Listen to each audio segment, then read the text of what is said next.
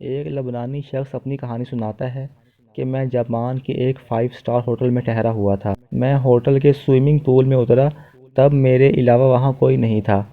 نہاتے نہاتے میں نے سوئمنگ پول میں پیشاب کر دیا۔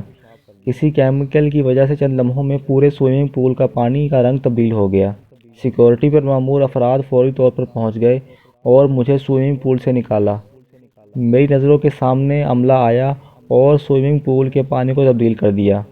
مجھے ہوٹل کے ریسیپشن میں بلایا گیا، میرا پاسپورٹ اور سامان مجھے پکڑا دیا گیا اور ہوٹل سے مجھے باہر کر دیا۔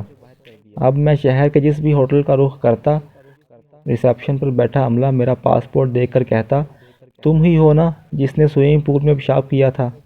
مجھے کسی 5 اسٹار ہوٹل میں روم نہیں ملا۔ میں نے اپنے سفارت خانے کا رخ کیا اور انہیں ساری کہانی سنا دی۔ سفارت خانے سے یہ رہنمائی ملی کہ ایسا ہوٹل تلاش کریں جہاں سوئمنگ پول نہ ہو۔ میں جب جاپان چھوڑنے کے لیے ایئرپورٹ امیگریشن پہنچا تھا، میرے پاسپورٹ پر مہر لگاتے ہوئے وہاں کے ایک افسر نے کہہ دیا، امید ہے آپ کو اچھا سبق ملا ہوگا۔ وہ لبنانی شخص کہتا ہے، 3 دنوں میں پورا جاپان جان چکا تھا کہ میں ہی تھا جس نے سوئمنگ پول میں پیشاب کیا تھا۔ اس واقعے کو عرصہ بیت گیا، آج بھی کوئی جاپانی مجھے نظر آتا ہے تو مجھے لگتا ہے اسے بھی پتہ ہوگا۔ دوسری طرف ہمارے ملک میں اربوں ڈالر ملک کے لوٹ لیے گئے، خزانہ خالی کر دیا گیا، لیکن کسی کو پتہ ہی نہیں کہ کون لوٹ گیا، کون کھا گیا، کس نے ہاتھ صاف کیا۔